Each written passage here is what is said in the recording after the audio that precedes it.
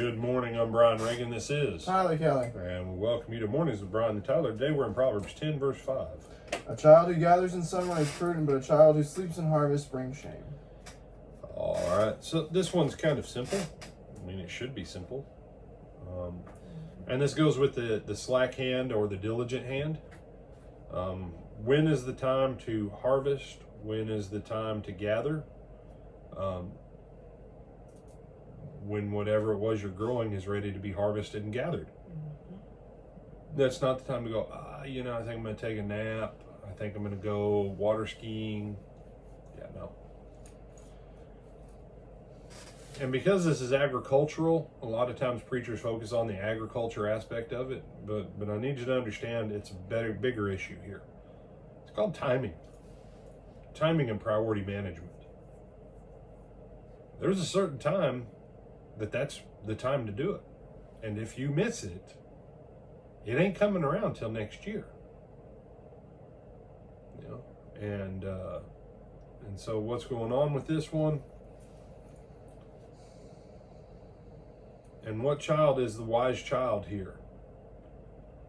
Well, the one that listens to the instruction of their father, the one that makes their mother glad, the one who's schooled in the wisdom of the Lord. If you read Proverbs and all you see is the agriculture aspect or the construction aspect, you miss it.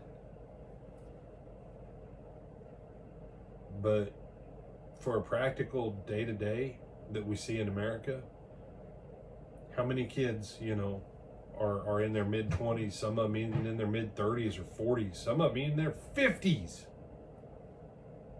And they've been living at home for 5, 10, 20, 50 years. Never have grown up. Sleep. Be lazy. Play video games. Yeah, no. That's the kind of bad child. Now here's a spiritual application on that. When your preacher or your elders get up and they say, this is what we need to be doing, and you go, that really doesn't work for me. And then 15 years down the road, you go, brother, our church is in trouble. What are we going to do to turn it? You know what? Some of you might be in a church right now that people not been listening and not been doing the work of the kingdom for the last 15, 20 years like they should have. And you say, brother, what are we going to do? I'll be honest with you. You better get busy about sowing. You better get busy about watering so God's got something to give increase to. And then as soon as you get a chance to harvest, you harvest.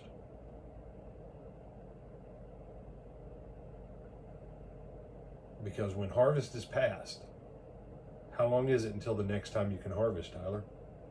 Till the next time it's harvest time. Till next year. So if you miss harvest, and in America we're divorced from this for the most part, because we just go to the grocery store and we assume the food's going to be there.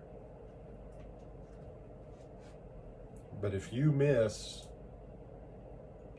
say, the wheat harvest, you know when the next wheat harvest is?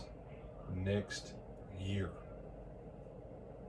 That means no bread, no biscuits, none of that. And some of you, that's probably good. It's your wheat belly and gluten. Yeah, whatever. Next year.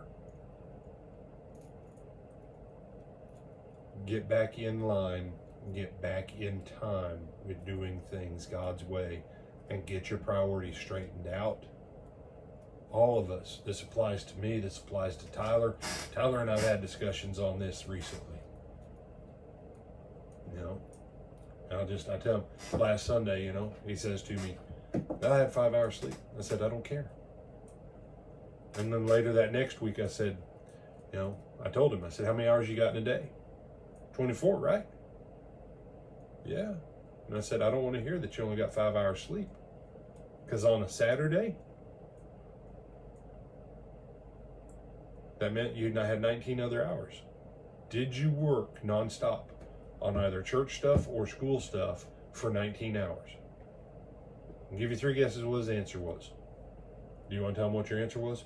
No. No. And I said, all right then. So that means you had other time that you could have used for sleep while you were working on your other stuff. I said, so you had plenty of time for sleep. There you go. Well, you are awful hard on Tyler. No, because in that same conversation as I was addressing that to him, what I was saying to myself? I could watch one less cooking show and spend that time in prayer. Or I could watch one less cooking show and spend that time studying and meditating on the Word, or writing a note of encouragement, or sending a text of blessing to someone.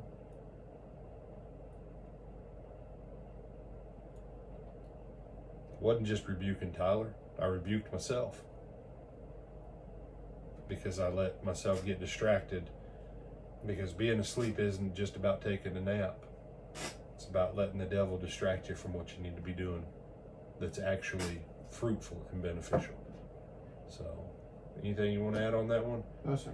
And do you feel like I've taken you to task by bringing that back up? No, sir. Okay. So please don't write in and say, you corrected that young lad about his time management. This young lad, how old are you now, young lad? 25. 25. The young lad is 25. And you know what he'll learn, as we all learn as time goes on? All of us need reminders about our time management. All of us. So I'm Ryan Reagan, this is Tyler Kelly. And Lord willing, we'll see you this afternoon.